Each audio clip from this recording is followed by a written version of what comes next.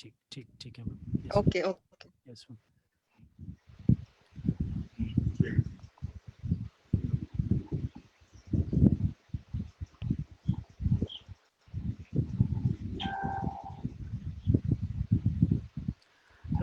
मिहिर, ठीक है बाजी, Yes. आप लाइव मेरे को लाइव है? Okay. So namaste and good evening friends. Welcome to this particular session of anxiety and depression. हम सब जानते हैं कि आज के माहौल में हम सबको घर पे रहने की वजह से और कोई ना कोई और कारणों की वजह से कहीं थोड़ा सा एंजाइटी और डिप्रेशन ये आ रहा है, लेकिन हम समझ नहीं पा रहे हैं कि हमारे साथ में क्या हो रहा है। तो क्यों नहीं हम एक अच्छे विशेषज्ञों से पूछें और उनसे ये जानने की कोशिश करें कि ये एंजाइटी और डिप्रेशन क्या होता है और इसका सलूशन, इसका निदान क्या है और इसमें से बाहर आने के तरीके कैसे हैं। तो इसलिए मुझे बहुत खुशी हो रही है आज जब नेशनल योगा डे, हम नेशनल डॉक्टर्स डे सेलिब्रेट कर रहे हैं, तो हमारे साथ में दो विशेष अतिथि साथ में जुड़े हैं। तो पहले मैं इंट्रोडक्शन देना चाहूँगा शिव आदित्य का। शिव आदित्य जो हैं वो दिल्ली से हैं और वो एमएससी उन्होंने किया है एस व्यासा योगा यूनिवर्सिटी से। ये S Vyasa stands for Swami Vivekananda योग अनुसंधान संस्थान। और ये पिछले 2 साल से जो है दिल्ली में कार्यरत है। काफ़ी जगह कॉर्पोरेट सेशंस भी ये ले चुके हैं और ग्रुप सेशंस भी इन्होंने आर्मी पर्सनल्स के लिए भी लिया है। आज हमारे विशेष अतिथि जो हैं वो डॉक्टर प्रियंका धर्म अधिकारी मैडम हैं। मैडम नमस्ते। नमस्ते नमस्ते। यस। तो मैडम जो हैं उन्होंने एमबीबीएस एमडी साइकेट्रिस्ट के रूप में वो कार्यरत हैं। कल्याण मुंबई के पास में इनका खुद का एक मनोदय बड़ा हॉस्पिटल भी है और इसी तरह से जो पेशेंट्स रहते हैं जिनको रिहैब करना है, तो उनके लिए उनके एक और सेंटर रविनंदन रिहैब सेंटर भी है। तो आज हमें बहुत खुशी हो रही है कि ऐसे विशेषज्ञ हमारे साथ में जुड़े हुए हैं। मैं अपना भी परिचय देना चाहूँगा। मैं डॉक्टर अमित मिश्रा, मैंने बीएमएस और पीएचडी योगा में किया है।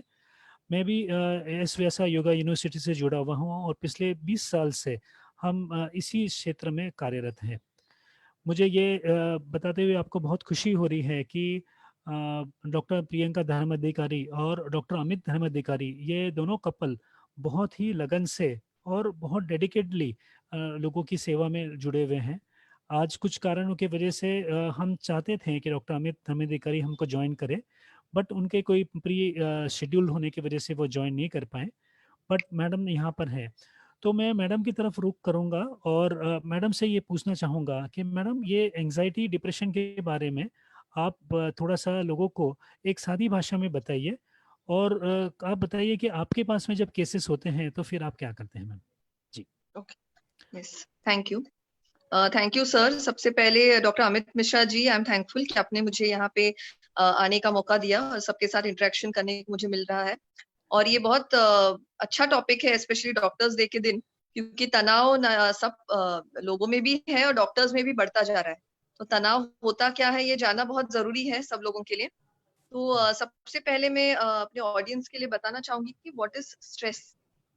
स्ट्रेस के बारे में अगर हम ये सोचे कि स्ट्रेस नमक की तरह होता है। तनाव जो है वो नमक की तरह होता है। अगर सही मात्रा में हम उसका इस्तेमाल करें तो स्वाद बढ़ता है, अगर ज्यादा होता है तो स्वाद बिगड़ जाता है, अगर कुछ भी नहीं होता है तो फीका हो जाता है। इसका मतलब है कि तनाव थोड़ा तो रहना जरूरी है। अगर तनाव बिल्कुल ही नहीं रहेगा तो हमारे लाइफ में मोटिवेशन नहीं रहेगा, किसी भी चीज को पाने की का उत्साह बिल्कुल चला जाएगा। तो ये प्रोत्साहन या मोटिवेशन रखने के लिए तनाव की जरूरत हम सबको है, बराबर है। तो ये तनाव जब नॉर्मल मात्रा में होता है तो हम उसको अच्छी मात्रा में, जिससे हमें फायदा हो, यूज स्ट्रेस बोलते हैं। यूज स्ट्रेस यानी कि पॉजिटिव स्ट्रेस, जिससे हमें मोटिवेशन मिलता है हमारे काम करने का। अगर तनाव बहुत ज्यादा बढ़ता है और उसकी वजह से हमें तकलीफ होना चालू होता है, तकलीफ होना यानी कि नींद नहीं आना, दिल की धड़कन तेज होना, घबराहट महसूस होना, चिंता लगना, वरी लगना, तो उसको हम डिस्ट्रेस बोल सकते हैं। तो एक नॉर्मल लिमिट होता है जिसके बाद अगर स्ट्रेस कंटिन्यू रहता है तो उसको हम डिस्ट्रेस बोलते हैं। तो सबसे पहले तनाव क्या होता है? तनाव ये बॉडी का रिस्पॉन्स है, बदलाव के प्रति बॉडी का एक रिस्पॉन्स है जिसको हम तनाव बोलते हैं। यानी कि अगर हमारा एग्जाम है तो वो एक बदल है, पर्यावरण का एक बदल है जिसकी वजह से हमारा रिस्पॉन्स बदल जाता है। तो इमोशनल, साइकोलॉजिकल और फिजिकल लेवल्स पे ये तनाव हमें महसूस होता है। जैसे मैंने बोला, एग्जाम के पहले जो अच्छा प्रिपेयर करता है वो यूज स्ट्रेस लेता है। जो बहुत ज्यादा टेंशन लेता है, जो सोता नहीं है, उसको हम डिस्ट्रेस में है वो इंसान, वो बच्चा, ऐसा बोलते हैं। ओके, सो ये स्ट्रेस, जैसे हमने यूज स्ट्रेस और डिस्ट्रेस के बारे में बोला, तो स्ट्रेस जब डिस्ट्रेस में होता है तो उसका एंजाइटी में रूपांतर हो सकता है। तो एंजाइटी या एंजाइटी डिसऑर्डर जिसको हम डायग्नोज करते हैं, एंजाइटी डिसऑर्डर बेसिकली तब बोलते हैं जब तनाव बहुत समय के लिए रहता है। ये जो खराब तनाव है, जो डिस्ट्रेस है, वो बहुत समय के लिए अगर रहता है तो उसको हम एंजाइटी डिसऑर्डर बोलेंगे, क्योंकि वो हमारी दिनचर्या को भी अफेक्ट कर रहा है, हमारी रूटीन एक्टिविटीज को अफेक्ट कर रहा है, हमारे फंक्शनिंग को डिस्टर्ब कर रहा है, हमारी कार्य क्षमता कम कर रहा है। तो उसकी वजह से हम उसको डिसऑर्डर या कोई बीमारी, चिंता विकार, ऐसा हम बोलते हैं। तो ये चिंता विकार अगर डेवलप होता है तो फिर प्रॉब्लम्स आना चालू होता है। तो एंजाइटी के लक्षण क्या है? एंजाइटी के बहुत सारे लक्षण हैं, उसको साइकोलॉजिकल कुछ सिम्टम्स है, यानी कि मानसिक लक्षण है, और कुछ शारीरिक लक्षण। तो शारीरिक लक्षण पहले हम देखते हैं, जो हम सबको पता है। किसी भी चीज का जो थोड़ा सा टेंशन आता है तो हमारी दिल की धड़कन तेज होती है, हमारे हाथ कभी कभी कांपने लगते हैं, हमें स्वेटिंग होता है, पसीना छूटता है, बराबर, हम टेंशन लेते हैं तब, या फिर नींद उड़ जाती है, या फिर पेट में ऐसी अजीब क्रैम्प्स आना चालू होता है। तो ये सब शारीरिक लक्षण है। और मानसिक लक्षण यानी कि साइकोलॉजिकल सिम्टम्स क्या है? कि दिमाग में कोई विचार, नेगेटिव विचार चालू रहते हैं, कंटिन्यूस चालू रहते हैं, बहुत समय के लिए वो विचार चालू रहते हैं, नकारात्मक विचार होते हैं, वरी लगता है, राइट। उसके बाद नींद बराबर से नहीं आती है, नेगेटिव इमोशंस फील होना चालू होता है, घबराहट महसूस होती है, उदास लगता है। तो दीज आर साइकोलॉजिकल सिम्टम्स। अगर साइंटिफिक वे में हम देखें कि तनाव निर्माण कैसे होता है, तो एक सिंपल एग्जांपल मैं दूंगी। अभी अगर वॉर टाइम में, युद्ध जब रहता है, तो हम क्या करते हैं? हमारे सोल्जर्स फाइट करते हैं हमारे देश को बचाने के लिए। तो आप समझिए कि हमारा देश, हमारी बॉडी, हमारा शरीर हमारा देश है। तो उसके फाइटर्स जो है वो ब्रेन में HPA एक्सिस करके होता है। उसके जो फाइटर्स है वो कुछ केमिकल्स रिलीज करते रहते हैं, जिससे हम तनाव को फेस कर पाते हैं। यानी कि अगर अभी कोरोना, कोविड के टाइम्स में क्या हो रहा है कि सब लोग तनाव में हैं, फिर भी हम काम कर रहे हैं, जी रहे हैं, बहुत सारे डॉक्टर्स रेगुलरली वर्क पे जा रहे हैं, थोड़ा बहुत तनाव उनके दिमाग में है, फिर भी वो काम कर पा रहे हैं। इसका मतलब ये सोल्जर्स जो ब्रेन के है वो फाइट कर रहे हैं। लेकिन अगर ये तनाव बहुत ज्यादा बढ़ता है, प्रॉब्लम्स हमारे लाइफ के बढ़ते रहते हैं, और ये स्ट्रेसर, जो स्ट्रेस निर्माण करने वाली चीज है, वो हटती ही नहीं है, तो फिर धीरे धीरे हमारे सोल्जर्स, हो सकता है वो गिव अप करे, वो थक जाए। और उस टाइम पे कॉर्टिसोल नाम का एक केमिकल रिलीज होता है, जो स्टेरॉइड्स ग्रुप में होता है, और उसकी वजह से कुछ गलत परिणाम, साइड इफेक्ट्स हमारे बॉडी में होते हैं, जिससे इम्यूनिटी भी कम होती है, प्रतिकार शक्ति कम होती है, रोग प्रतिकार शक्ति, खून में चर्बी का बढ़ना, शुगर का बढ़ना, जिससे लॉन्ग टर्म में डायबिटीज, हाइपरटेंशन की बीमारियां होना। तो ये सारी चीजें होती हैं, और लॉन्ग टर्म में डिप्रेशन के चांसेस भी बढ़ते हैं। तो ये कॉर्टिसोल की वजह से होता है, जो शरीर में HPA एक्सिस के स्टिमुलेट होने की वजह से निर्माण होता है, और एंजाइटी तब ज्यादा हमें महसूस होना चालू होता है। हमारे शरीर में सीरोटोनिन नाम का और एक केमिकल रहता है। तो जिन लोगों को ये चिंता विकार का प्रॉब्लम है, डिप्रेशन का प्रॉब्लम है, उनके शरीर में, उनके ब्रेन में सीरोटोनिन की मात्रा कम पाई गई है। इसके अलावा हम जानते ही हैं, बहुत सारी बीमारियां आनुवंशिक होती है, हेरिडिटरी होती है। फैमिली में अगर किसी और को तनाव का प्रॉब्लम है तो हमें होने की संभावना भी बढ़ती है, क्योंकि हमें वही जीन्स, वही घटक हमारे फैमिली मेंबर से मिले हैं। तो ये बहुत सारे कारण हैं। और बाकी पर्यावरण के कारण, जैसे कुछ विपरीत घटना अगर घटी है पर्यावरण में, कुछ प्रॉब्लम्स है हमारी लाइफ में, तो उसकी वजह से, और हमारी आनुवंशिकता की वजह से, दोनों का मेल होता है, जिसकी वजह से स्ट्रेस हमें फील होता है।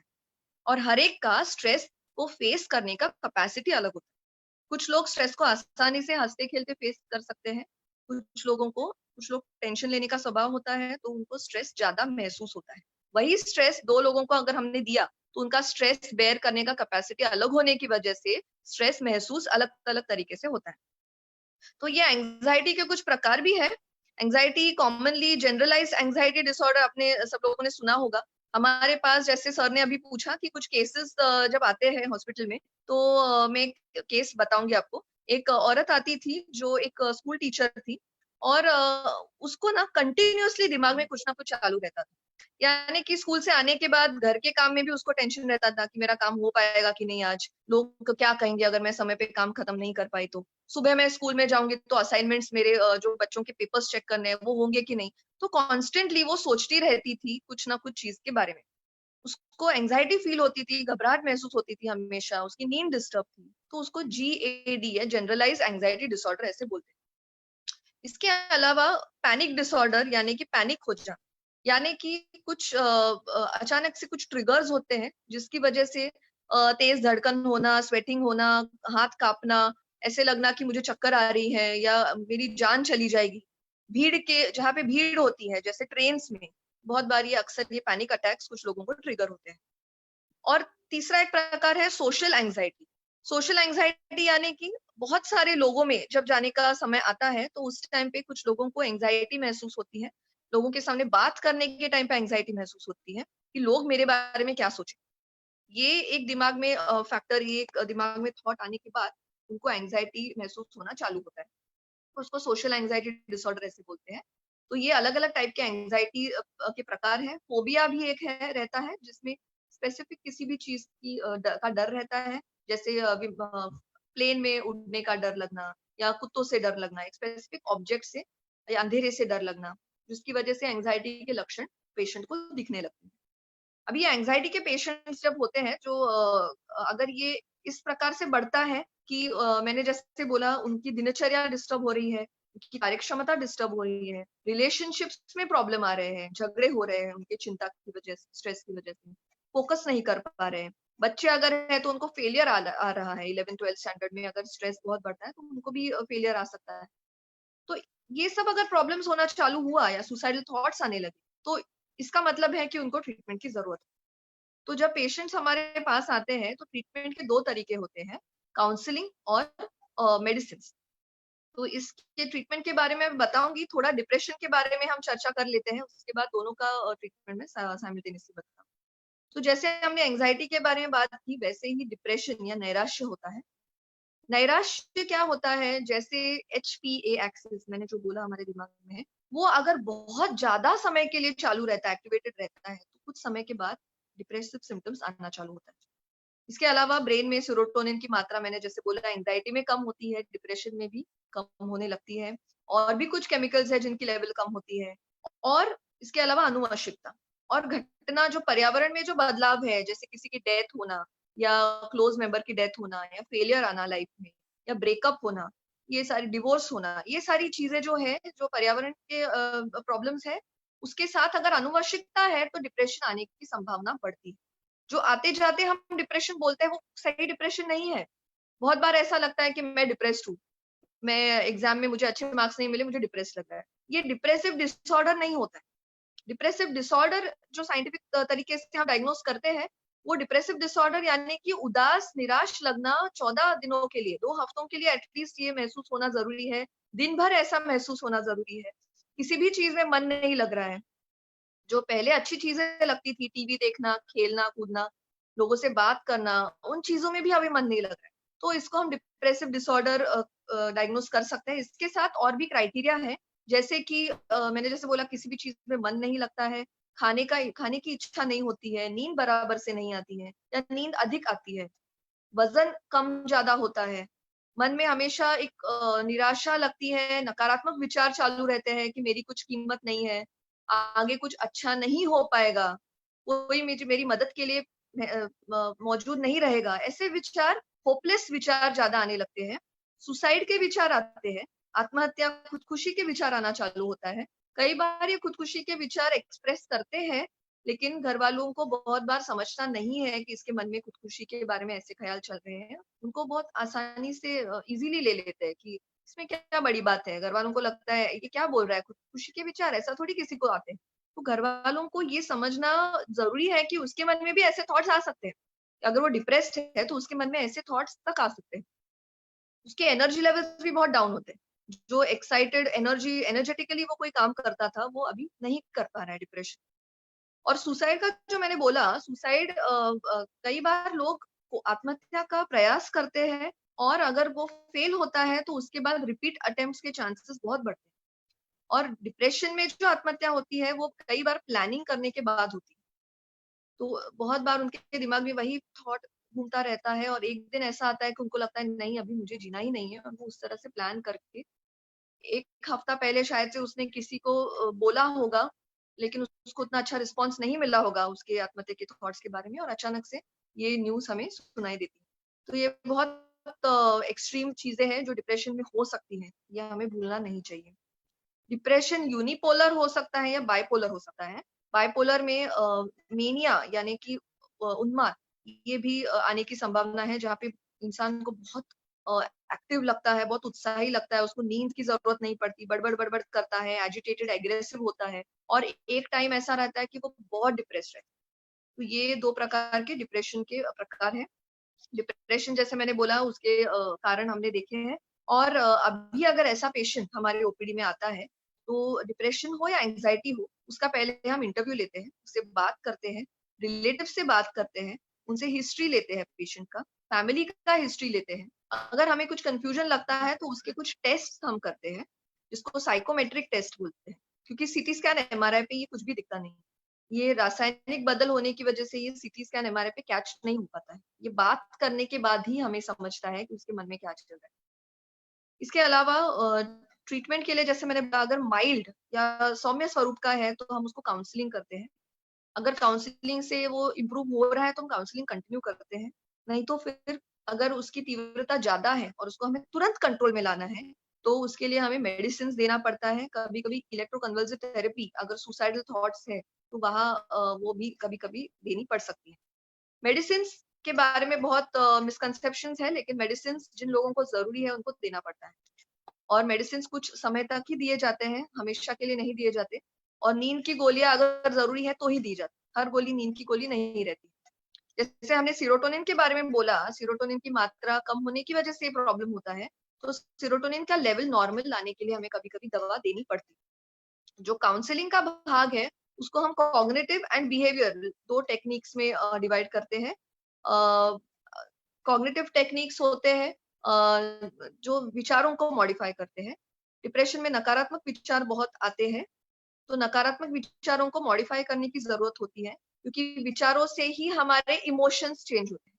जैसा हम विचार करते हैं वैसे हम महसूस करते हैं, और जैसे हम महसूस करते हैं उसके हिसाब से हम बर्ताव करते हैं। तो अगर हमारे मन में नकारात्मक विचार चालू है कि जिंदगी में, फॉर एग्जाम्पल मैं अभी कोरोना वायरस का ही चल रहा है, लॉकडाउन चल रहा है, तो उसके बारे में ही बताऊंगी।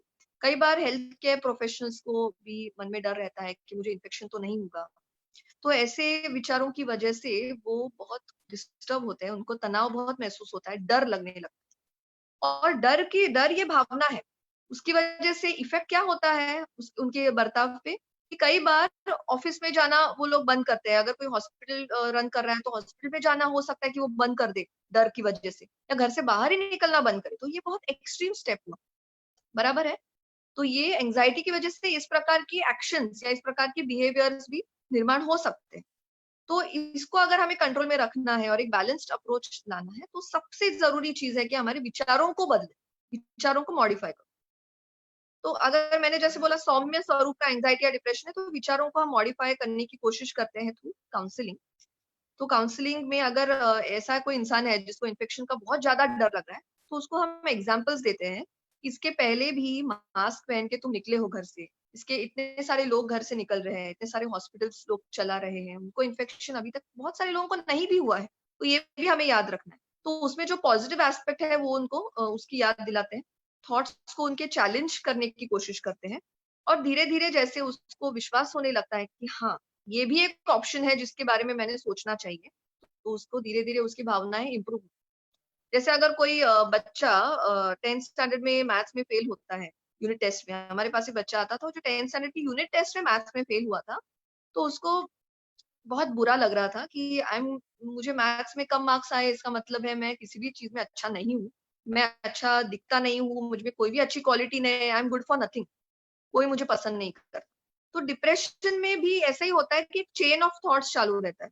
छोटा सा इवेंट था कि उसको सिर्फ मैथ्स में फेलियर आया था, लेकिन उसने उसको एक्स्ट्रापोलेट करके अपनी पूरी लाइफ को इंक्लूड कर दिया कि मैं गुड फॉर नथिंग। तो ऐसे समय में हमें उसको बताना होता है कि ये तुम्हारा गलत थिंकिंग पैटर्न है। तुम फोकस करो तुम्हारे प्रॉब्लम के ऊपर। तुम्हारा प्रॉब्लम है कि तुम्हारा मैथ्स वीक है, उसके ऊपर तुम फोकस करोगे तो तुम धीरे धीरे इंप्रूव हो जाओ। तो इस प्रकार के कुछ नेगेटिव थॉट पैटर्न्स हम बदलाव उनमें लाने की कोशिश करते हैं। और बिहेवियरल टेक्निक्स यानी कि बर्ताव चेंज करना, जो मैंने बोला जो बिहेवियर फॉल्टी बिहेवियर है कि फेल होने के बाद बच्चा घर में ही बैठा रहता है, उसको कुछ करने का मन नहीं करता है, एक्टिव नहीं फील करता है, डिप्रेशन में ऐसा ही होता है। तो उनको हम एक्टिविटी शेड्यूल करने के लिए बोलते हैं, टाइम टेबल बना के छोटे छोटे एक्टिविटीज में मन इन्वॉल्व करके उनका कॉन्फिडेंस धीरे धीरे बढ़ता है। इसके अलावा उनको पॉजिटिव इमेजरी यानी कि उनके लाइफ के जो अच्छी घटनाएं हैं उनको याद करने के लिए बोलते हैं और उनको जीने के लिए बोलते हैं, जिससे उनका मूड थोड़ा इम्प्रूव हो जाए। और बिहेवियरल टेक्निक्स बहुत सारे हैं। एंजाइटी के लिए कुछ बिहेवियर टेक्निक्स हैं, जैसे फोबिया अगर है तो उनको एक्सपोजर थेरेपी बोलते हैं। धीरे धीरे उस जिस चीज से डर रहता है उसको हम धीरे धीरे उनको एक्सपोज कराते हैं, जिससे उनका डर स्लोली कम हो जाए, जिसको सेंसिटाइजेशन बोलते हैं। और इस प्रकार के बहुत सारी behaviour therapies and along with that relaxation exercise, जो अमित सर हमें ज्यादा अच्छी तरह से बता पाएंगे, जो ब्रीदिंग एक्सरसाइज है, रिलैक्सेशन एक्सरसाइज है, वो हम पेशेंट्स को करने के लिए बोलते हैं, जिससे उनका पैरासिम्पैथेटिक नर्वस सिस्टम एक्टिवेट होकर वो रिलैक्स महसूस करते हैं, उनका स्लीप पैटर्न इंप्रूव होने के लिए। एंड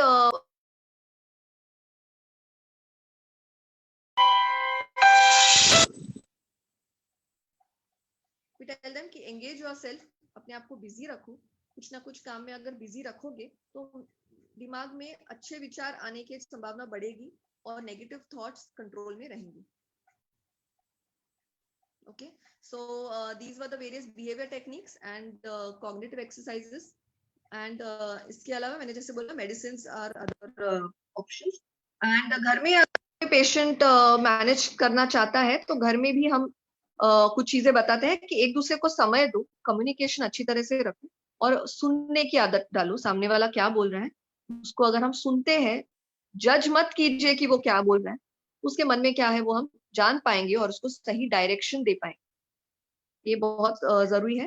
तो इस प्रकार से ये एंजाइटी, डिप्रेशन और उसका मैनेजमेंट हम जो ओपीडी में करते हैं, ये मैंने आपको बताया है। इसके आगे मैं डॉक्टर अमित मिश्रा को से जानना चाहूंगी कि ये जो हमने अभी योगा जैसे मैंने बोला एक बिहेवियर थेरेपी है, योगा या प्राणायाम, उसके बारे में डॉक्टर अमित सर हमें आगे गाइड करेंगे। Thank you sir. आपका माइक म्यूट हो। Very sorry. डॉक्टर प्रियंका ने इतने अच्छे से थोड़े से समय में हमें बता दिया कि ये स्ट्रेस जो है वो आगे चल के किस तरह से जो है वो एंजाइटी या डिप्रेशन का रूप ले लेता है। तो ये सारी चीज़ें इतने ब्रीफ में उन्होंने बता दी। तो अब जहाँ पे वो सोल्यूशन का पार्ट आता है, तो मैं बताना चाहूँगा कि ये योगा जो आज दिन इतना पॉपुलर हो गया है, वो इसमें किस तरह से सोल्यूशन दे सकते हैं। तो जैसे मेरा काम बहुत इजी कर दिया डॉक्टर प्रियंका मैडम ने ये बताते हुए कि पैरासिम्पथेटिक जो रिलैक्सेशन है, यानी कि हमारे जो नसें जो हैं उसको हम ऑटोनोमिक नर्वस सिस्टम, ऐसे दो नाम देते हैं। उसके दो प्रकार होते हैं, एक सिंपैथेटिक और एक पैरासिम्पथेटिक। सिंपैथेटिक यानी क्या होता है, जब जब ये तनावपूर्वक स्थिति होती है, जैसे मैडम ने बताया कि कोई इस तरह से कोई इंसिडेंट हो गया या कोई एग्ज़ाम पास में आ गया, तो ये सारी कारण हैं जिसके वजह से हमारी दिल की धड़कन बढ़ जाती है, हमारी मांसपेशियां टाइट हो जाती है, कभी कभी खूब पसीना छूटने लग जाता है, और यही आगे चल के जो है एक कोई एक डिजीज का, जिसको हम व्याधि कहते हैं, वो बन जाता है। तो हमारी जो उपनिषद हैं, तैतरीय उपनिषद जो है, उसमें इसके बारे में बहुत अच्छा तरीके से चर्चा या उसके बारे में बहुत अच्छे से समझाया गया है। तो उसमें बताया गया है कि हमारे शरीर को हम 5 कोश में, यानी कि 5 डिफरेंट लेयर्स में उसको विजुअलाइज कर सकते हैं। तो ये अगर विजुअलाइजेशन हम करते हैं तो हर एक कोश में इसका प्रभाव किस तरह से होता है और उसके लिए सलूशन क्या है वो बताया गया है। तो हम ये समझने की कोशिश करते हैं कि ये पंचमय कोश क्या है। तो पंचमय कोश में सबसे पहले जो है वो है अन्नमय कोश। जैसे नाम बताता है अन्न, जैसे यानी कि हम जैसे खाना खाएंगे जिस तरह से हमारा मन भी होता है, ऐसी कहावत भी है, जैसे अन्न हो वैसा मन हो। तो इसीलिए सबसे पहले इसमें बताया गया है कि आपके जो खान पान है उसमें सात्विक डाइट होना चाहिए। सात्विक डाइट में किस तरह से है कि हम कई बार क्या कहेंगे, आज का जो खाना बनाया हुआ है वो दूसरे दिन लेते हैं, जिसे हम तामसिक कहते हैं। आजकल उसे फास्ट फूड का भी नाम दिया गया है। तो इस तरह का हम जब खान पान पसंद करते हैं तो उसके वजह से इसका शरीर पे असर पड़ता है। तो इसीलिए सबसे पहले बताया है कि आपके डाइट कैसे हो। साथ ही साथ में आपके शरीर के ऊपर, जैसे मैडम ने बताया था कि इसकी वजह से आपका वजन बढ़ सकता है या वजन घट भी सकता है। तो इसीलिए कुछ आसन की प्रैक्टिसेस जो है इसमें बताई गई है। इसमें सबसे पहले है शिथिलीकरण व्यायाम। शिथिल मतलब ढीला, शरीर को लूजनिंग करने के लिए कुछ प्रैक्टिसेस इसमें बताई जाती है। उदाहरण के रूप में जैसे हम फॉरवर्ड बैकवर्ड बेंडिंग करते हैं, आगे धीरे से झुकते हैं और धीरे से पीछे की तरफ झुकते हैं। तो इससे ज़रा से क्या होता है कि जो टाइटनेस स्टिफनेस आपके शरीर में है वो रिलीज होती है। इस तरह से इसमें हम हल्का-सा कभी-कभी खड़े होके एक जगह पे स्लो जॉगिंग भी कराते हैं। तो इसमें क्या है कि जो शिथिलता आई है, जो स्टिफनेसेस आई है, उसको हम रिलीज़ कर पाते हैं। और फिर आगे चल के हम इसमें कुछ आसन्स कराते हैं। आसन में जैसे आपने सुना है कि पश्चिमोत्तानासन हम करते हैं, या और नहीं तो फिर वो सूर्य नमस्कार इसमें कराया जाता है। तो ये अन्नमय कोश में फर्स्ट जो कोश है अन्नमय में, उसमें ये शिथिलीकरण लूज़निंग एक्सरसाइज़ेज़, फिर आसन और फिर सूर्य नमस्कार जो है वो किया जाता है। साथ ही साथ में इसमें क्रियाएँ भी बताई गई हैं, योगिक क्रियाएँ, यानी कि 5 तरीके से शरीर की 6 प्रकार से शरीर की शुद्धि की जा सकती है। तो वो अलग-अलग षट क्रिया जो है वो इसमें बताई गई है। इसमें कई बार हम वॉमिटिंग भी करवाते हैं, कई-कई बार जो है पानी गुनगुना गर्म पी के जो है वो शरीर को डिटॉक्स करने के लिए इस तरह से लघु शंख प्रक्षालन, यानी कि पानी पी के थ्रू बाउल मूवमेंट्स, मोशन के द्वारा वो शुद्धि क्रिया कराते हैं। तो इस तरह से पंचमय कोश में, अन्नमय कोश और अन्नमय में ये सारी प्रैक्टिसेस कराई जाती हैं। सेकंड जो है वो आता है प्राणमय कोश। जैसे कि शब्द बताता है प्राण, यानी कि ब्रीदिंग से रिलेटेड है। तो क्या होता है कि जब-जब हमारे शरीर के ऊपर उसका असर आता है, तो आगे चल के अगर उसको नहीं ट्रीट करें, तो हमारी ब्रीदिंग के ऊपर भी उसका इफ़ेक्ट पड़ता है। तो इसीलिए इसमें ब्रीदिंग प्रैक्टिसेस करवाई जाती हैं। ब्रीदिंग प्रैक्टिसेस जो एक्सरसाइज के साथ में ब्रीदिंग करना है। जैसे मान लीजिए आप हाथ हाथ को रेज़ कर रहे हैं, तो रेज़ करते हुए साँस लेंगे और साँस प्रश्वास करते हुए, साँस को छोड़ते हुए हाथ को नीचे लेंगे। तो इस तरीके की जो प्रैक्टिसेस हम कराते हैं, तो इसमें क्या हो रहा है कि आपका जो मन है, वो इधर ही है। कई बार क्या होता है कि हम फिजिकल लेवल पे कोई रूम में रहते हैं, बट मेंटली हमारे थॉट्स कहीं और चले जाते हैं। तो इसीलिए आप पूरी तरह से सजग होके, अवेयर होके वो प्रैक्टिसेस करें। इसीलिए ये ब्रीदिंग प्रैक्टिसेस मतलब एक्सरसाइज के साथ में ये ब्रीदिंग कराए जाते हैं। इसका दूसरा क्या बेनिफिट है कि जैसे मैडम ने बताया था कि हमारे जो सिम्पैथेटिक नर्वस सिस्टम है, उसमें हमारा मन जो है वो बहुत चंचल है, वो बहुत जगह दौड़ता है। तो उसको स्लो डाउन करना बहुत ज़रूरी है। तो जब आप एक्सरसाइज़ के साथ में उसको करते हैं, तो आपके मन में जो बम्बार्डमेंट ऑफ थॉट्स जो है, उसको हम स्लो डाउन कर पाते हैं। इसीलिए ये ब्रीथिंग प्रैक्टिसेस कराई जाती हैं। इसी तरह से इसमें प्राणायाम में क्रियाएँ कराई जाती हैं। जो सबसे पॉपुलर जो क्रिया इसमें है, वो है कपालभाति। आज हम सब जानते हैं कपालभाति के बारे में। तो ये सेकंड जो कोश है प्राणमय कोश, वहाँ पर उसको डिटॉक्स करने के लिए, उसकी शुद्धि क्रिया करने के लिए, उसमें से लेथार्जीनेस को ड्राइव अवे करने के लिए ये कपालभाति क्रिया जो है वो कराई जाती है। जैसे मैडम ने उदाहरण दिया था कि बच्चों का, आज हमारे बच्चे कई-कई बार क्या होता है कि वो किसी न किसी मल्टीटास्किंग, यानी कि वो गेम्स भी खेलते हैं और वो साथ-साथ में पढ़ना भी चाहते हैं, साथ में बहुत देर वो टीवी भी देखना चाहते हैं। तो अब क्या हो रहा है कि मन में there are lot many thoughts, या फिर इस सारी एक्टिविटीज़ की वज़ह से रात में देरी से सोते हैं, सुबह जल्दी नहीं उठ पाते हैं। सुबह जब जल्दी उठते हैं तो साथ-साथ में ऑनलाइन उनकी क्लासेस चल रही हैं। तो अब ये लेथार्जीनेस को तो कहीं दूर करना है। तो इसीलिए जब ये क्रिया प्राणायाम में जो बताई गई क्रिया है, यानी कि कपालभाति आप सुबह-सुबह अगर उनसे कराएँ, तो ये लिथर्जीनेस उनका चले जाएगा and they will be able to concentrate much better. तो ये सेकंड कोश हो गया जिसे हम प्राण में कोश बताते हैं। थर्ड इसमें पंचमय कोश में सबसे इंपॉर्टेंट जो है वो है मनोमय कोश। जैसे नाम बताता है दिस इज मन, ये it is full of desires. कई बार हमको ऐसा लगता है कि हमारे डिजायर्स जो रहते हैं कि कई हम चलिए बहुत सारा मीठा कुछ रसगुल्ला खा लें। कई बार हमारे डिजायर करता है कि क्यों नहीं हम कोई ऑर्केस्ट्रा में जाके वो गाने सुन के अच्छे से गाने सुने। तो इस तरह के हमारे जो डिजायर्स बहुत सारे रहती हैं, लेकिन वो सारी डिजायर्स के हिसाब से हमें चलना है क्या, कि वो हमारे लिए ज़रूरी है क्या? कई-कई बार हमें वो भी सोचना होता है। तो ये मन जो है उसमें तो ये डिज़ायर्स रहेगी, लेकिन उसको चैनलाइज़ करना बहुत ज़रूरी है। तो इसके लिए इसमें जो है डिवोशनल प्रैक्टिसेस जो है, जैसे कई-कई लोग भजन्स करते हैं, भगवान का नाम लेते हैं। तो ये अगर डिवोशनल हम प्रैक्टिसेस करेंगे, माने कि हम एक अपने आप को एक जगह जो है वो डिवोट कर देते हैं। उसको पूरा-पूरा अपने आप को वहाँ दे देते हैं। तो अब जैसे भगवान की हम भक्ति अगर करते हैं, तो क्या हो रहा है कि हम भक्ति में अपने आप को भूल जाते हैं। We are totally with it, और इसीलिए मन में जो थॉट्स आपके जो आ रहे हैं, वो भी कम हो जाते हैं। मोreओवर आप ये डिवोशन आज सबसे ज़्यादा इम्पोर्टेंट है। आप अगर एक फैमिली में देखें, तो एक मदर का ही वो डिवोशन है कि वो सबको बाँध के रखते हैं।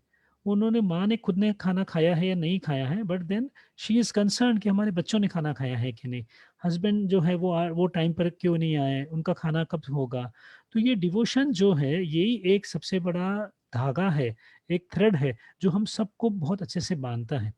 तो ये ही हम यहाँ पे इसको लेके आते हैं कि आप वो भक्ति लेके आइए। भक्ति can be in various forms. इसी तरह से हमारी जो एसवीएस है यूनिवर्सिटी है बैंगलोर में, जिसका नाम स्वामी विवेकानंद योग अनुसंधान संस्थान है। तो उन्होंने IAYT integrated approach of yoga therapy, ये इस तरीके का मॉड्यूल्स बनाए हैं। इसका क्या मीनिंग हुआ कि आप अलग-अलग कोष के अनुसार, उनकी अलग-अलग तकलीफ के अनुसार उनको उस तरीके की प्रैक्टिसेस दे पाएँगे। तो जब हम अ, अन्नमय में हमने फिज़िकल प्रैक्टिसेस कर ली, प्राणमय में हमने ब्रीदिंग प्रैक्टिसेस कर ली। अब जब हम मनोमय में आते हैं तो यहाँ पे भजन्स और डिवोशनल सॉन्ग्स हो गए। इसी तरह से इनकी एक बहुत अच्छी प्रैक्टिस है जिसे हम साइक्लिक मेडिटेशन या कि आवर्तन ध्यान, ये एक प्रैक्टिस है 35 मिनट्स का मॉड्यूल। इसके साथ-साथ में MSRT mind sound resonance technique, ये आपको शब्द आपके लिए नए रहेंगे, बट ये एक 30 टू 35 मिनट्स की प्रैक्टिसेस हैं, जो अगर हम रेगुलर बेसिस में करते हैं, तो ये जो बम्बार्डमेंट ऑफ थॉट्स हैं, ये मन में बहुत सारे उद्वेग आते हैं, उसको रेगुलराइज़ करने के लिए, उसको चैनलाइज़ करने के लिए ये बहुत फ़ायदेमंद है। तो हम पंचमय कोश की बात कर रहे थे, तो 3 कोश हो गए। 4th जो है, उसे विज्ञानमय कोश इस तरह से नाम दिया गया है। जैसे कि शब्द बताता है विज्ञान, यानी कि इंटेलेक्ट। ये हमें गाइड करता है कि हमें क्या करना है और क्या नहीं करना है। इसके लिए कहते हैं कर्तुम्, अकर्तुम्, अन्यथा कर्तुम्। यानी कि जैसे कई-कई बार हमें गुस्सा बहुत आ जाता है, और गुस्सा आने के बाद में वो तुरंत बाहर फूट निकलता है। लेकिन अगर हम उस क्षण के लिए अपने आप को रोक लें और अपने आप से ये एनालाइज़ कर लें कि नहीं, मुझे गुस्सा अभी नहीं करना है, मैं गुस्सा बाद में करूँगा, अन्यथा कर्तुम्, या मैं गुस्सा अभी नहीं करूँगा, न अकर्तुम्। तो ये अगर हमारे मन में इतना सजगता, इतनी अवेयरनेस आ सके, तो क्या होगा कि उस परिस्थिति में जब हम गुस्सा करेंगे और गुस्सा करने के बाद में जब हमारे रिलेशंस खराब हो जाएँगे और हमें मन में गिल्टी फ़ील होगा, तो हम उससे अपने आप को बचा सकते हैं। इसीलिए ये नोशनल करेक्शन बहुत ज़रूरी है।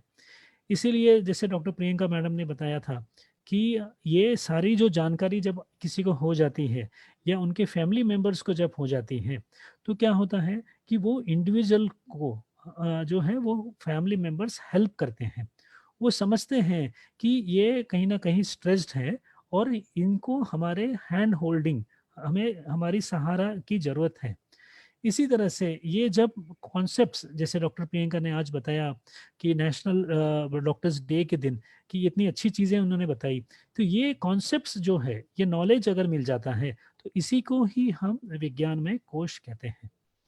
We all want to be in a state of happiness, हम सब खुश रहना चाहते हैं, खुश कौन नहीं रहना चाहता है। तो इसीलिए लास्ट वाला जो फेस है पंचमय कोश में, वो आनंदमय कोश है, and it is a blissful state. तो ये ब्लिसफुल स्टेट में क्या होता है कि हम खुश रहें।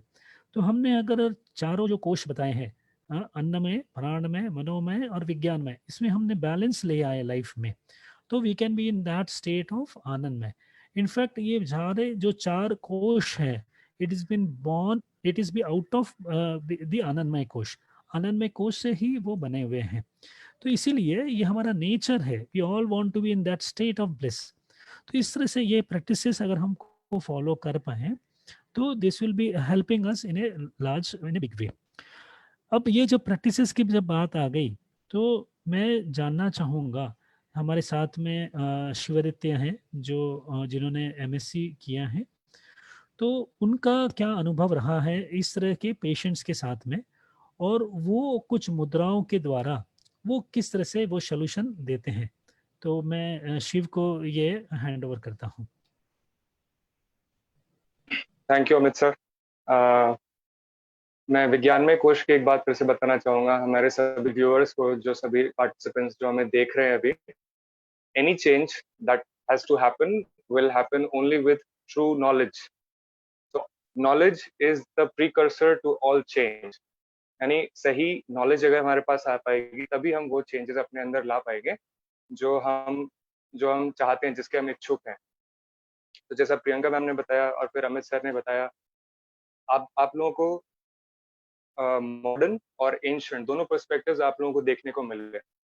इन चीजों को आप, हो सकता है आपने नोट नहीं किया हो। अगर नहीं किया है तो रिकॉर्डिंग होगा, please go through all these points again and in चीजों को ध्यान में रखें कि किस तरह से अलग अलग लेवल्स, अलग अलग डायमेंशंस पे हमारी लाइफ अफेक्ट होती है, चाहे वो फिजिकली हो, एनर्जेटिकली, मेंटली हो, और फिर उसको हम किस तरह से उसको हम एड्रेस कर सकते हैं।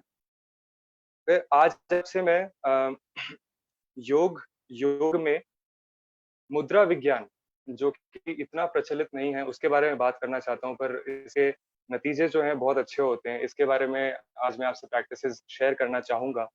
और स्पेसिफिकली जो इस चर्चा का टॉपिक है, overcoming anxiety and depression, first understanding and then overcoming. So today I would like to share with all of you a few mudras that will help you to overcome the current challenges today also and for the future purposes as well. तो हम लोग मुद्राओं की बात करते हैं। योग मुद्राएं क्या है? मैं आज स्पेसिफिकली हस्त मुद्रास की बात करने वाला हूँ। हस्त मुद्रास, हस्त मतलब हैंड, मुद्रास, मुद्रा का लिटरल मीनिंग है जेस्चर। मुद्रा का अगर हम संस्कृत में एक और तरह से मीनिंग देखें तो रिंग होता है, मुद्रिका बोलते हैं उसे। और मुद्रा का मतलब ये भी होता है to strengthen and to take a resolve, ये भी मुद्रा का एक मीनिंग है। पर यहाँ पर जो हम बात करने वाले हैं, योग मुद्राएं होती हैं। काकी मुद्रा, शांभवी मुद्रा, महामुद्रा, ये सब मुद्राएं योग प्रैक्टिसेस में बहुत प्रचलित हैं। पर हस्त मुद्रा का जो विज्ञान है, आज मैं उसके बारे में शेयर करने वाला।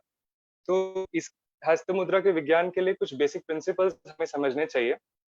अगर आप अपने हाथ देखें, आप अपने हथेली की तरफ सब लोग देखें, 4 उंगलियां, 1 अंगूठा है।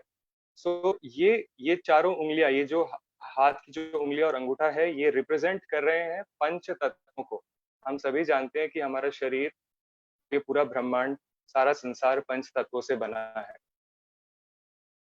धरती, जल, अग्नि, वायु और आकाश। तो अभी अपने हाथ को देखें, अंगूठे से शुरू करेंगे। ये है आपका अग्नि तत्व, अंगुष्ठा। अंगुष्ठा represents, the thumb represents the fire element. फिर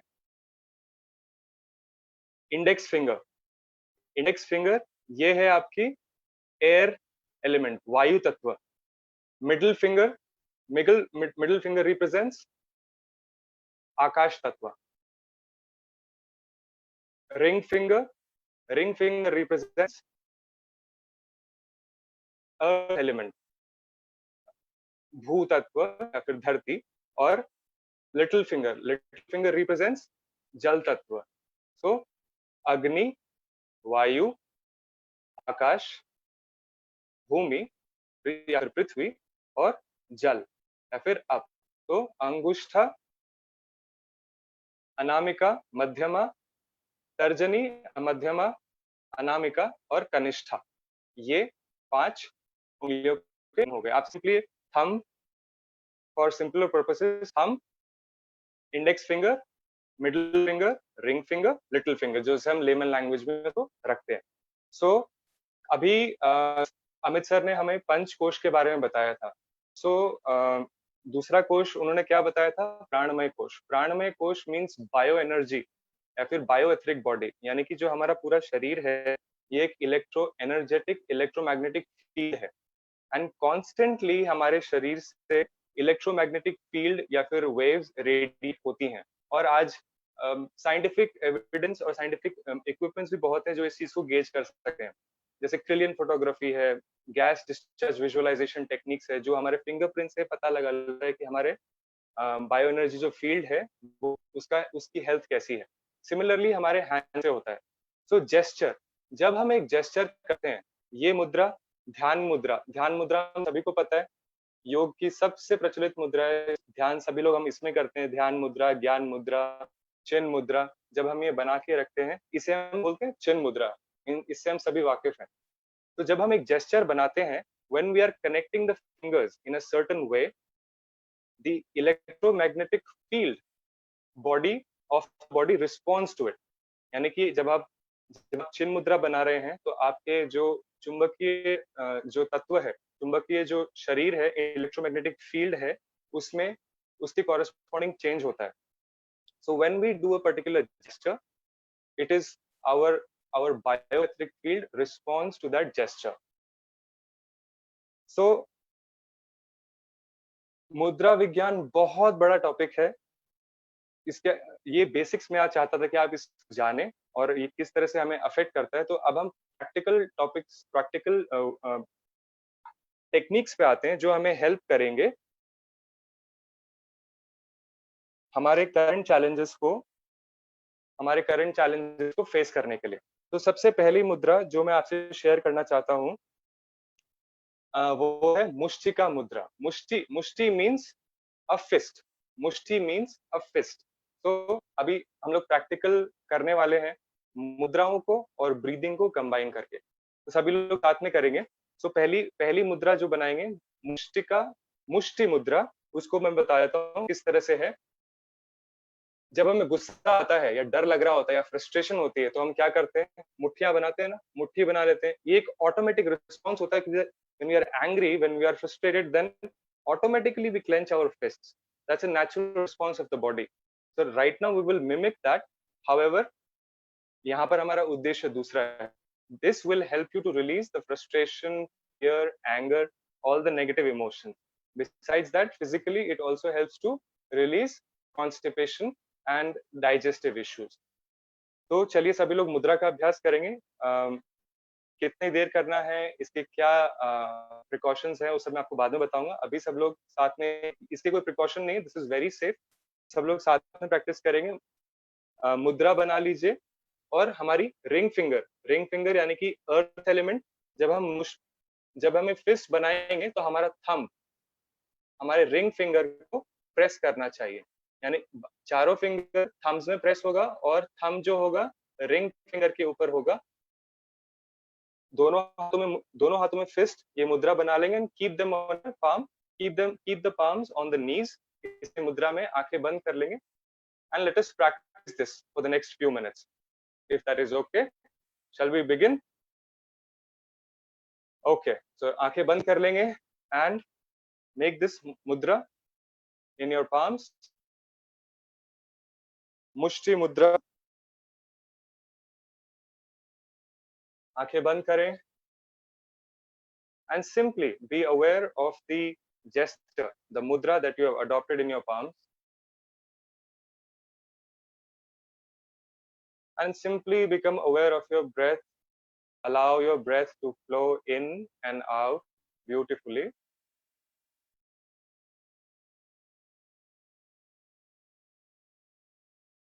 Instructions भी साथ साथ में सुनते जाएंगे.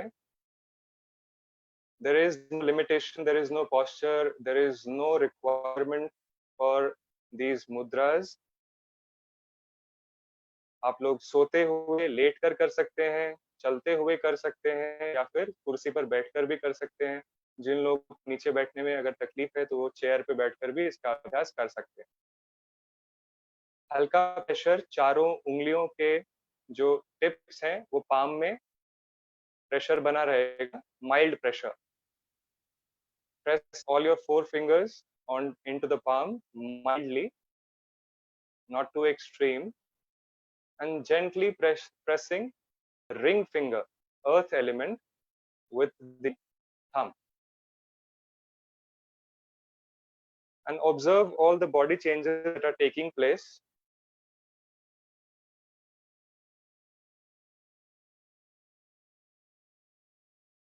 Mushti mudra.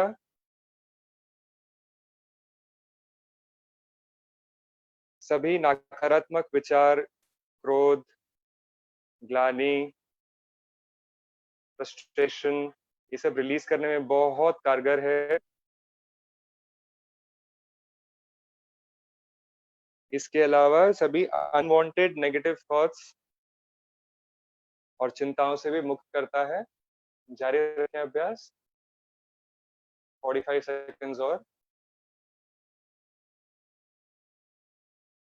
Simple breath awareness रखेंगे.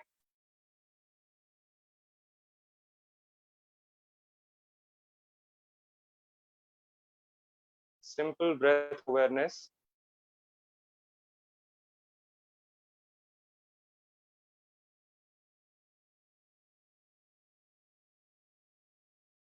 Deep breathing. Take a nice deep breath in and exhale. Another nice deep breath in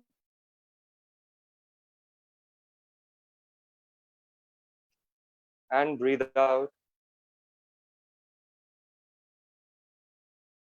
One last deep breath in. Inhale deeply.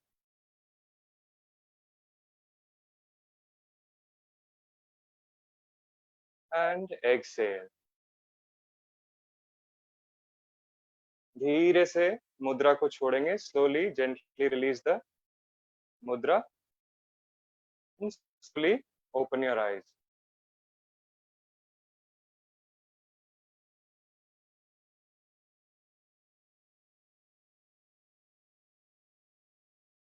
Ma'am, sir, क्या आप लोग हैं अभी? क्या डिफरेंस लग रहा है?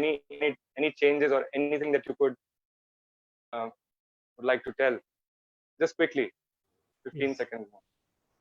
जी, मैं डॉक्टर प्रियंका मैडम से पहले उनको चांस देता हूँ कि वो अपना अनुभव शेयर करें. Yes. बहुत ही रिलैक्स, सच में बहुत काम लग रहा है मुझे. बहुत काम डाउन लग रहा है. सारे थॉट्स ऐसे नहीं आ रहे कुछ भी अभी दिमाग में. शांत लग रहा है. Right. एट So पीस लग रहा है एंड वैसे good. it feels good and calmness and peaceful लग रहा है. So anyways, meditation और जब हम breath पर ध्यान लगाते हैं, anyways वो हमें काम करेगा ही, anyways हमें mind को शांत करेगा ही. But when we adopt a certain gesture, it is altering the energetic circuit, altering the flow of the energy in the body, and that is why it is kind of magnifying the impact of our meditation. It is it is a medical science itself, because we are naturally alternating our hormones and chemical pathways, neuro pathways in the body. So ये है पहली practice. This is मुष्टि मुद्रा. Simple. एक बार फिर से बता देता हूँ सभी viewers को. All the 4 fingers pressing into the palm and thumb pressing onto the ring finger, and simply keeping it on the knees and practicing deep breathing with this gesture. अब after releasing all negative emotions, frustrations, fear जो stored up रहता है, हम लोग next मुद्रा पे चलते हैं. नेक्स्ट मुद्रा का नाम है वज्र पद्म मुद्रा. अब इसको कैसे बनाएंगे मैं आपको बता के दिखाता हूँ. बहुत ही सिंपल है. दोनों फिंगर्स, दोनों पाम्स को इंटरलॉक करना है like this, leaving the thumbs very light and bringing it in front of your chest, in front of your heart center, in front of your thoracic region, and simply keeping it here in the air. So not on the chest, but simply here. And we will again practice, become aware of the breath again, closing our eyes. So I would request everyone, simply interlock your fingers, interlock your palms like this, not too tight, but simply gentle interlocking, and bring it close to your, in front of your heart. Close your eyes, and how much gap you should keep? Just 2 to 3 inches from your heart to your palms. Close your eyes, and we will practice this for the next 3 to 4 minutes.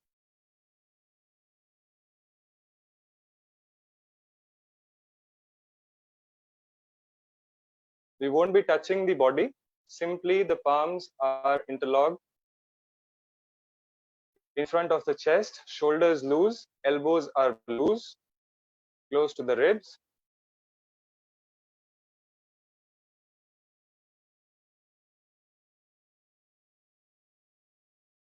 वज्र पद्म मुद्रा. आत्मविश्वास की बढ़ोतरी, हीन भावना, अगर हम inferiority complex, जैसा ma'am अभी बता रहे थे, इंफीरियोरिटी कॉम्प्लेक्स होता है तो वो भी कम होता है. आत्मविश्वास, सेल्फ कॉन्फिडेंस, अपने अपने प्रति जो रवैया है वो अच्छा होता है. एंड हेल्पलेसनेस भी दूर होती है. Simple gestures altering the chemistry, bio and the neurochemistry of the body.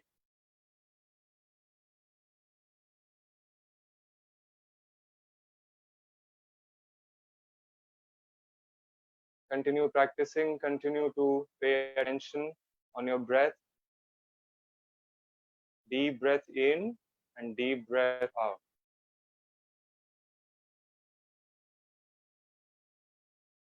Close to the sternum, heart के सामने, छाती के सामने.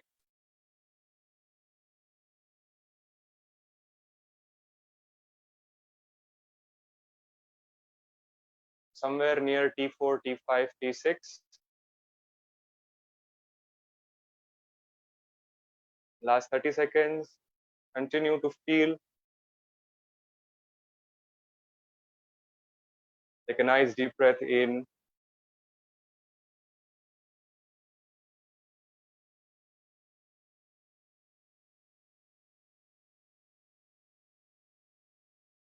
And exhale. Another nice deep breath in. And breathe out. One more nice deep breath in. And exhale.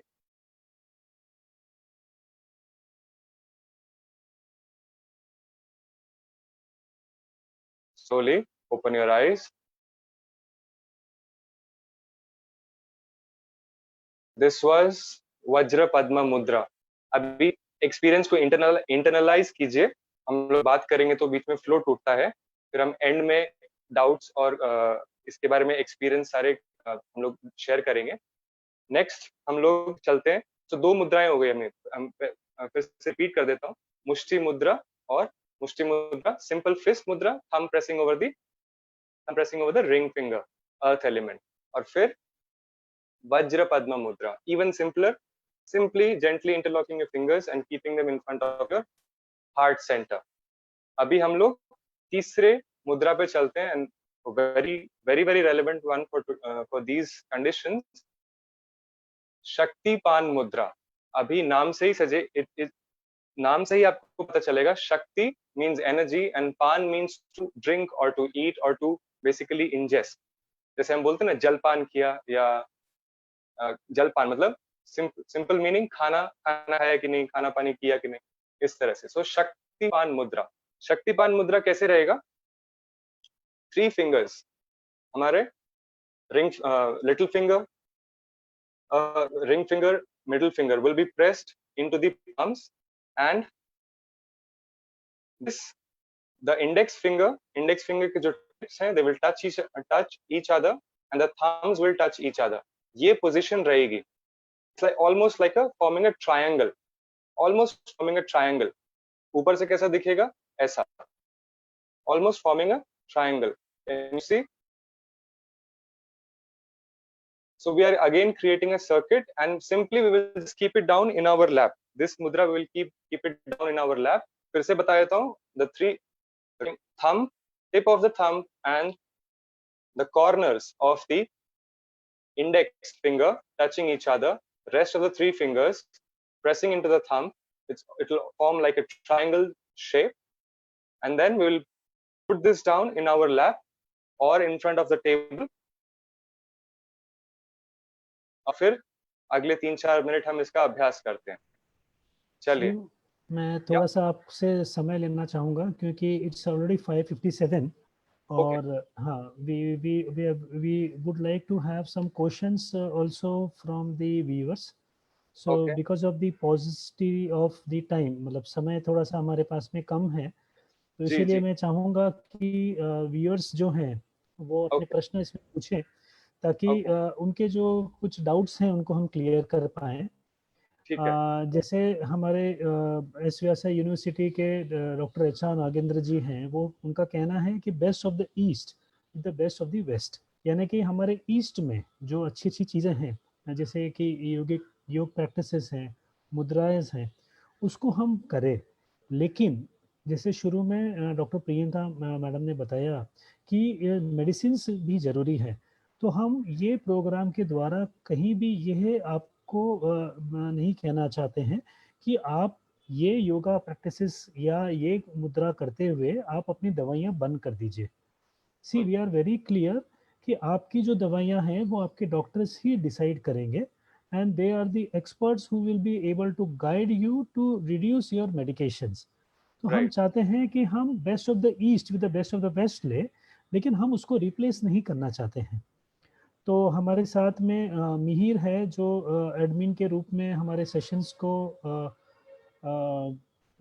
ये programme हम continue कर रहे हैं। सो मैं सजेस्ट करूँगा कि कोई क्वेश्चंस अगर आते हैं तो मिहिर आप हमें बताइए, और हम तीनों जो है यहाँ पर वो प्रश्न का जवाब देने की कोशिश करेंगे। So over to you Mihir.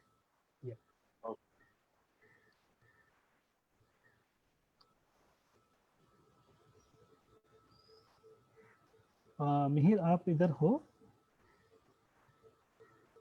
Yes Mihir is there online. या तो मिहिर आप अनम्यूट कर सकते हैं, क्योंकि वो जो फेसबुक पे अगर कोई प्रश्न अगर आ रहे हैं तो वो आप पूछ सकते हैं, और नहीं तो फिर मैं अगर कोई प्रश्न नहीं आए हैं तो फिर मैं डॉक्टर प्रियंका के पास में चले जाऊंगा, उनको आगे ब्रीफ उनको करना है उस हिसाब से। तो या मेरी आवाज़ आ रही है? हाँ मिहिर आपकी आवाज़ आ रही है।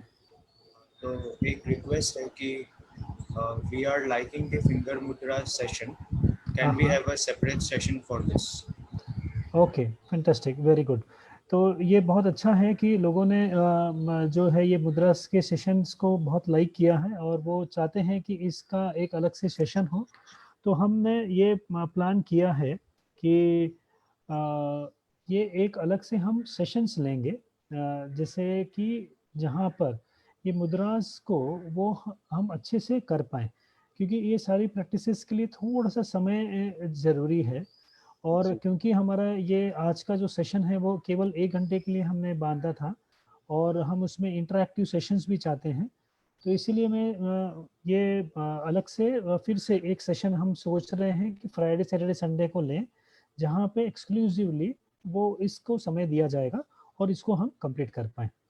इन द मीन टाइम मैं डॉक्टर प्रियंका मैडम से ये पूछना चाहूँगा कि मैडम आपके पास में जब केसेस आते हैं तो कई बार इस तरह से उनका प्रश्न होता है कि ये दवाइयाँ वो कई बार बंद कर देते हैं, या वो दवाइयाँ कम करना चाहते हैं, तो वहाँ पर फिर आप इस कंडीशन को कैसे आप टैकल करते हैं? उनको किस तरह से समझाते हैं कि उनको दवाइयाँ कब तक लेना है और कैसे लेना है? क्योंकि ये बहुत कॉमन प्रॉब्लम हमने देखा है कि लोग अपने आप ही दवाइयाँ कब बंद कर देते हैं जब उनको थोड़ा-सा ठीक लगने लग जाता है। जी मैडम। राइट। बेसिकली क्या होता है, जैसे हमने शुरुआत में डिस्कस किया कि सेरोटोनिन की कमतरता की वजह से ये एक साइंटिफिक कारण भी है जिसकी वजह से डिप्रेशन, एंजाइटी महसूस होती है। तो पेशेंट्स को इसका मैकेनिज्म भी हम बताते हैं। उसके बाद हम ये बताते हैं कि दवाइयों का एक कोर्स रहता है। कुछ दूसरी मानसिक बीमारियां रहती है जैसे स्किज़ोफ्रेनिया, जिसकी दवाइयां लंबे समय तक चलती हैं, कभी-कभी लाइफ लॉन्ग भी चल सकती है। लेकिन एंजाइटी डिप्रेशन की दवा इतने लंबे समय तक चलेगी ऐसा कुछ नहीं रहता है। डिपेंडिंग ऑन पेशेंट्स इंप्रूवमेंट दवा हम कम करते हैं। दवा डायरेक्टली बंद नहीं करते, दवा धीरे-धीरे कम करके हम बंद करते हैं। और पेशेंट्स को ये भी बताते हैं कि जैसे आप बाकी बीमारियों के लिए, शारीरिक बीमारियों की दवाइयां चालू रखते हो, जैसे डायबिटीज, हाइपरटेंशन, बीपी की दवाइयां है जो आप रेगुलरली लेते हो, कुछ सवाल ज्यादा उनके मन में उसके बारे में नहीं रहता है कि उनको पता होता है कि हमें डायबिटीज, इंसुलिन को नॉर्मल रखने के लिए हमें लेना ही पड़ेगा। तो उसी प्रकार से जैसे इंसुलिन की कमतरता होती है डायबिटीज में, वैसे ही सीरोटोनिन की कमतरता मानसिक बीमारियों में, मतलब डिप्रेशन, एंजाइटी में होती है। ये उनको एक एक्सप्लेनेशन देने के बाद उनको समझता है। और मॉनिटरिंग जरूरी है दवाइयों का, इसलिए रेगुलरली उनको फॉलो अप करते हुए हमें चेकअप उनका करना भी जरूरी होता है। तो इस प्रकार से उनके मन में जो डाउट्स हैं वो हम क्लियर करने की कोशिश करते हैं। इसके बाद भी उनको डाउट्स रहते हैं कि आदत पड़ जाएगी दवा की, तो दवा की आदत नहीं पड़ती है, उनको दवा की जरूरत रहती है, इसलिए दवा हम देते हैं। उसको आदत नहीं बोल सकते। दवा हम जब भी चाहे बंद कर सकते हैं, ऐसा कुछ नहीं है, लेकिन उससे उनको बेनिफिट नहीं मिलेगा। तो अलोंग विथ मेडिसिन, जैसे हम काउंसलिंग, योगा, जैसे अभी मुद्रास के बारे में हमने डिस्कस किया है, नई नई चीजें, ये अगर हम इनकॉर्पोरेट करते हैं तो उनकी रिकवरी ज्यादा फास्ट हो सकती है। अलोंग विथ मेडिसिन जैसे ये सारी टेक्निक्स अगर हम यूज करें तो उनकी रिकवरी फास्ट हो सकती है। And then medicine can be discontinued with time. अच्छा चीज़ें बताइए कि आप जब दवाइयाँ ले रहे हैं तो आपको खुद को वो एज़ अ डॉक्टर नहीं बनना है।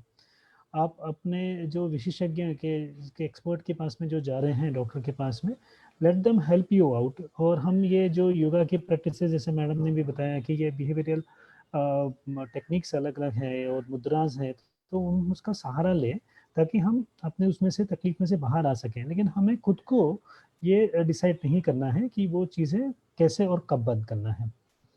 इसके अलावा और कुछ चीज़ें हैं मैडम जो आप टेक होम मैसेज के तरीके से व्यूअर्स को बताना चाहेंगे? टेक होम मैसेज, मैं एक चीज बताऊंगी कि मैंने एक छोटा सा शॉर्ट फॉर्म बनाया था बहुत पहले। वो अगर हम व्यूअर्स को बताते हैं तो उनको याद रखने में आसानी होगी। से येस टू लाइफ, ऐसे मैं बोलूंगी। तो येस में हम इंक्लूड करेंगे योगा, एक्सरसाइज, स्पिरिचुअलिटी, यानी कि थोड़ी धार्मिकता या रिलीजन जो लोग फॉलो करते हैं उनमें भी पॉजिटिव मेंटल हेल्थ के चांसेस बढ़ते हैं, पॉजिटिव रहने की क्षमता बढ़ती है। एंड सोशल कनेक्टेडनेस, हमेशा सोसाइटी में या लोगों के साथ रहने की कोशिश कीजिए, भले वो लॉकडाउन की वजह से मिल नहीं पा रहे, लेकिन वर्चुअल कॉन्टैक्ट्स एटलीस्ट मेंटेन कीजिए। दूसरा एस रहेगा सोशल सर्विस या चैरिटी, उसकी उससे भी मन डेफिनेटली प्रफुल्लित रहता है, आनंद ज्यादा महसूस होता है। तो ये रहा यस। एंड लाइफ के लिए एक छोटा सा शॉर्ट फॉर्म है, life is live in the here and now, यानी कि वर्तमान में जीने की कोशिश कीजिए। जो हमारा मन भूतकाल या भविष्यकाल में घूमता रहता है पेंडुलम की तरह, उसको काबू में लाके करंट मोमेंट में लाने की कोशिश कीजिए। आय, ये करंट सिनारियो के लिए आय इम्यूनिटी है, उसको नॉर्मल रखने के लिए हमें स्ट्रेस को कम रखना पड़ेगा, क्योंकि स्ट्रेस ये इम्यूनिटी का, प्रतिकार शक्ति का दुश्मन है, ये मैं बोलूँ।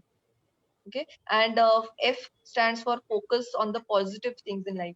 जो पॉजिटिव चीजें हमारी लाइफ में घट रही है उनकी तरफ फोकस करने की ज्यादा से ज्यादा कोशिश कीजिए। और उससे भी हमारे माइंड को हम खुश शांत रख सकते हैं एंड पॉजिटिव एनर्जी बढ़ती है। E would stand for engage yourself in good activities, भले वो काम हो, घर का काम हो, ऑफिस का काम हो, बिजी रखिए अपने आप को, और उसके साथ हॉबीज कुछ परस्यू जरूर कीजिए जिसके साथ आपका माइंड एंगेज रहेगा। और empty mind is a devils workshop, ऐसी नकारात्मक चीजें कम आएगी दिमाग में। तो इस प्रकार से पॉजिटिव वेलनेस के लिए, हमारे मन को खुश रखने के लिए कुछ टिप्स मैंने बताए। इसके अलावा हमने बीमारियों के बारे में तो सारी चर्चा की, लेकिन पॉजिटिव एनर्जी बढ़ाने के लिए अभी ये सारी टेक्निक्स इनकॉर्पोरेट करना जरूरी है।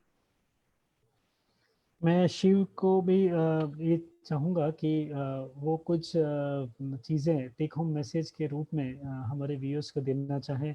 आपकी मुद्रास जो है वो उन्होंने बहुत लाइक करी, लेकिन सॉरी कि भाई वो समय की कमतरता की वजह से हम उसको पूरा समय नहीं दे सके, उसको पूरा हम ये टाइम नहीं दे पाए। तो कोई आप बात। कुछ चीज़ें कुछ कहना चाहेंगे? जी। हाँ, जो जो हम लोग मुद्रा जो कर रहे थे वो आज का वैसे भी लास्ट मुद्रा ही था, और ये बात बिल्कुल सही है कि ये डूज एंड डोंट्स में ये इंक्लूड होने वाली थी बात कि जो ये मुद्राज हैं, चाहे आप आयुर्वेदिक मेडिसिन ले रहे हो, होम्योपैथिक ले रहे हो या एलोपैथिक मेडिसिन ले रहे हो, मुद्राज अगर आप करते हैं तो आपको कोई दिक्कत नहीं होने वाली। there is no hindrance with the medication. It will only help you to reduce your medication and ultimately get off it. That is what we want to achieve, isn't it? To live a medicine free life. So I would just like to say to all the participants that please integrate the different aspects of your life and become more aware about them. जैसे sir ने आज पंचकोश के बारे में बताया, तो सोच के देखें कि शरीर में कैसा लग रहा है, प्राण ऊर्जा में कैसा लग रहा है, मन में क्या महसूस कर रहा हूँ, या फिर मैं मेरे धारणा मैंने क्या बना रखी है, उस पर काम कर सकते हैं क्या। परफेक्ट तो कोई भी नहीं है अभी, लेकिन हम परफेक्शन की ओर बढ़ सकते हैं। तो आई बिलीव, ट्रूली बिलीव कि वो कांस्टेंट एफर्ट जब तक हम कर रहे हैं, we are on a good track. But when we are not aware और when we are not making that effort, that is where all trouble comes in, चाहे वो disease हो physical level पे या mental level। So please take care of not just the body but also at different levels of your existence. Thank you. Last में मैं sum up इस तरह से करना चाहूँगा कि जैसे हम तैतरीय उपनिषद के बारे में बात कर रहे थे, तो तैतरीय उपनिषद ने कहा है कि ये आदि जो व्याधि है, आदि का मतलब होता है जो मन से जो शुरू हुई, और जिस तरह से शिव ने भी बताया कि ये जो अलग अलग मुद्रास की जो टेक्निक्स हैं, it helps you to calm down. इसी तरह से योगा में जो पंचमय कोश में अलग अलग प्रैक्टिसेस जो बताई गई, वो इस तरह से है कि आपको वो काम डाउन करें, और ये जो मन में जो उद्वेग उठ रहे हैं, उसका असर आपके शरीर पे नहीं पड़े। Starts from the mind and reaches up to your physical body. तो हम यहाँ पे जब ट्रीट कर रहे हैं, तो हम दोनों लेवल पे ट्रीट कर रहे हैं, मन पे भी उसको ट्रीट कर रहे हैं, और फिजिकल लेवल पे आपकी मेडिसिन के रूप में भी उसको ट्रीट कर रहे हैं। तो इस तरह का अगर हम अप्रोच दे पाए, तो that will be A complete approach. और आज हम जैसे नेशनल डॉक्टर्स डे सेलिब्रेट कर रहे हैं, तो हम सबका अच्छा स्वास्थ्य चाहते हैं। We are here for the universal wellbeing, सर्वे भवन्तु सुखिनः, इस तरह से हम कहते हैं। तो ये यूनिवर्सल वेलबींग तभी आ सकता है जब हम एक दूसरे के बारे में केयर करें, और ये जो हमारे जो पद्धत है अलग अलग, उनको हम फॉलो कर पाए, और हम सब खुश रहें, और अपने जो एनवायरनमेंट है, अपनी जो सोसाइटी है, अपना जो नेशन है, उसको भी एक अच्छा उसको एक अच्छा एग्जाम्पल हम सबके लिए सेट करें। तो आज के समय में जहाँ सब लोग में मन में ये उद्वेग है, ये डर है कि कैसे किया जाए, हमको घर में ही रहना है, तो ये सारी चीज़ों को हम अगर हम अपने लाइफ में उतार लें, तो हमें इन एंजाइटी या इस डिप्रेशन का हम विक्टिम नहीं बनेंगे। So that was the aim why we are all here, to bring about a lot of positivity, as rightly said by Dr. Priyanka ma'am. So we'd like to end this session with one of the Shanti mantras. तो मैं सब आपसे request करूंगा कि आप धीरे से हाथ की हथेली को जोड़ लें, and you can try to keep your neck and spine erect. Slowly can close your eyes. अब मैं एक लाइन बोलूंगा, आप मेरे पीछे दोहराने की कोशिश करें। This is for the well-being of all of us. ओम सर्वे भवन्तु सुखिनः। ओम सर्वे भवन्तु सुखिनः। सुखिनः। सर्वे सन्तु निरामया। सर्वे सन्तु निरामया। सर्वे भद्राणि पश्यन्तु, सर्वे भद्राणि पश्यन्तु, मा कश्चित् दुःखभाग् भवेत्, मा कश्चित् दुःखभाग् भवेत्। ॐ शान्ति शान्ति शान्तिः। ॐ शान्ति शान्ति शान्तिः। With a few blinks, you can slowly open your eyes. You can slowly rub your palms. You can slowly make a cup of your palm, place it on your eyes. Feel the warmth around your eyes and slowly can drop down your palms. We are very thankful to Vivekananda health global, जिन्होंने ये initiative लिया, और गुवाहाटी में उनका एक centre है, जिन्होंने ये आज एक अच्छी पहल करी ताकि लोगों को अच्छा स्वास्थ्य मिल सके और इस नेगेटिविटी से और ये सारी परेशानी से बचा सकें। मुझे ये बहुत खुशी हो रही है आप सबके साथ में शेयर करते हुए कि विवेकानंद हेल्थ ग्लोबल जो है, जिनका प्रेजेंस अभी गुवाहाटी में है, वो इस तरह से इंटीग्रेटिव सेंटर है, यानी कि वो सारे साइंस को एक साथ में एक जगह पे लेके आना चाहता है, और वो साइंस भी इस तरह से जो कि which is been supported by the research.